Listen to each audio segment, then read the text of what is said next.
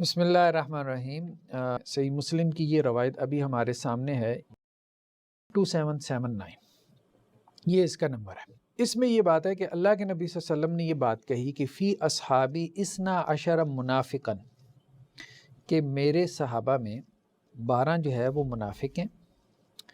آگے یہ بات ہے کہ 8 تو ان میں سے جنت میں داخل نہیں ہوں گے یہاں تک کہ اونٹ سوئی کے ناکے سے گزر جائے، مطلب نہیں داخل ہوں گے، تعلیق بالمحال اس کو کہتے ہیں، پاسبل نہیں ہے، ٹھیک ہے۔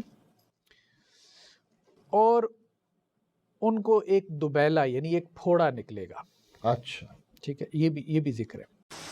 حضرت حذیفہ بن یمان ایک صحابی تھے، میرے نبی کریم علیہ السلام نا ان سے راز کی باتیں کرتے تھے۔ ہر بندے کا ہاضمہ ٹھیک نہیں ہوتا، سب سے راز کی بات نہیں کرنی چاہیے۔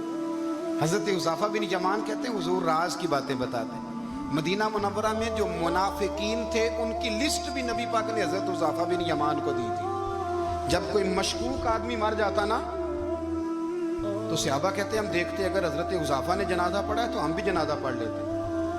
نبی پاک نے بھی کچھ جنازے نہیں پڑھے، ترمذی میں فرماتے آدھی رات کا وقت تھا، میں گھر میں سویا تھا بڑا بے فکر، اچانک میرے دروازے پہ دستک ہوئی، میں گھبرا کے اٹھا، اتنی رات کو کون آیا؟ کہتے ہیں قربان جاؤں، دروازے پہ گیا تو امیر المومنین فاروق اعظم دروازے پہ۔ میں نے کہا عمر کوئی حکم تھا تو مجھے بلا لیتے۔ کہنے لگے میں نا امیر بن کے نہیں آیا، تیرا ویر بن کے آیا ہوں۔ کہا میں اس وقت آیا ہوں جب دیکھ بھی کوئی نہیں رہا۔ حضرت حذیفہ بن یمان کہتا ہوں پریشان ہو گیا، حضور پہلیاں نہ بجھوائے، مہربانی کر بتائیں کدھر آئے ہیں۔ اب قبر اشر کا معاملہ صاف نظر آنے لگا ہے۔ کہا حضور مجھ سے کیا چاہتے ہیں؟ حضرت عمر رو پڑے، کہنے لگے آج میں عشاء کے بعد نکلا ہوں تو نبی پاک کے صحابہ مجھے نیک کہہ رہے تھے، تیرے ساتھ نبی پاک راز کی باتیں کرتے تھے، سچ بتا کہیں عمر کا نام منافقوں میں شامل تو نہیں؟ اپنے کسی بھی پڑھے لکھے غیر شیعہ مولوی سے پوچھنا کہ رازدار رسول کون ہے،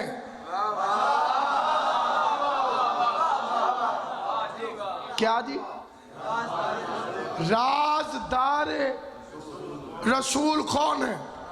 تو وہ ہیں حذیفہ یمانی۔ حذیفہ یمانی، پیغمبر نے حذیفہ یمانی کو وہ 12 شکلیں دکھا دیں، دیکھ حذیفہ یہ منافق ہیں، یہ مجھے قتل کرنا چاہتے ہیں، حذیفہ میرا راز اپنے پاس رکھنا اور ان کے نام کسی کو نہ بتانا۔ وہ بدماش اتنے پاورفل تو تھے کہ نبی کو نام چھپانے پڑے۔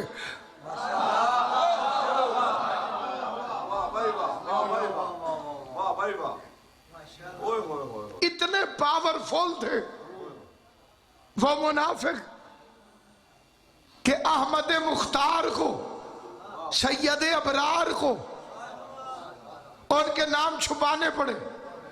برادران اہل سنت بھی مانتے ہیں کہ حذیفہ رازدار رسول ہے۔ صبح پیغمبر نے تقریر کی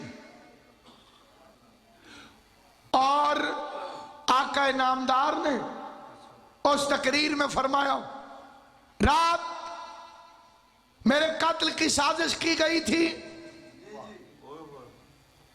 اور 12 لوگوں نے مجھے مارنے کا منصوبہ بنایا تھا، اللہ نے مجھے بچا لیا۔ وہ 12 لوگ اس مجمع میں موجود ہیں۔ امام زمان آپ کو سلامت رکھے۔ میرے بھائی نے مقصد کو سمجھا۔ وہ 12 لوگ اس مجمع میں موجود ہیں اور یہ جنت میں ایسے نہیں جا سکتے جیسے اونٹ سوئی کے نکے سے نہیں گزر سکتا۔ اللہ یہ حدیث آپ کو صحیح بخاری میں بھی ملے گی کہ یہ 12 لوگ جنت میں ایسے نہیں جا سکتے جیسے اونٹ سوئی کے نکے سے نہیں گزر سکتا. مثال اس معاشرے میں بڑی ضروری چیز ہو گئی ہے. میں آپ کو ایک مثال دیتا ہوں. میں اعلان کروں حضرات، ابھی جب میں باشنا آ رہا تھا تو 2-3 آدمیوں نے رستے میں میری گاڑی روک کر مجھے قتل کرنے کی کوشش کی. وہ بندے اس مجلس میں موجود ہیں. ذاتی رشتہ داری تو ہے نہیں، تعلق ہے حسین ابن علی کی وجہ سے، تعلق ہے مولا علی کی ولایت کی وجہ سے. اس محبت میں کتنے لوگ ہوں گے جو اس مجمع سے کھڑے ہو جائیں گے. علامہ صاحب 200 بندے کتنے بیٹھے ہیں. آپ اس لیے کھڑے ہوں گے کیونکہ آپ کو مجھ سے محبت ہے. جس مجمع میں نبی نے تقریر کی تھی وہاں کوئی کھڑا نہ ہوا.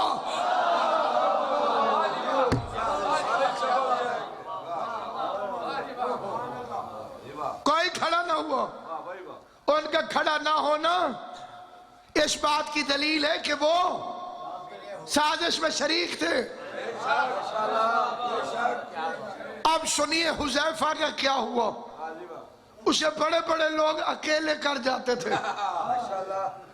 کس کس کو دیکھا تھا؟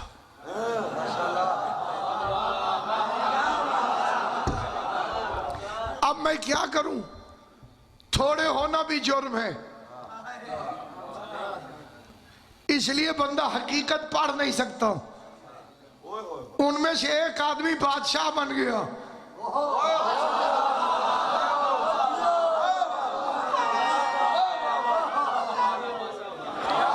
کیونکہ ابو سفیان نے کہا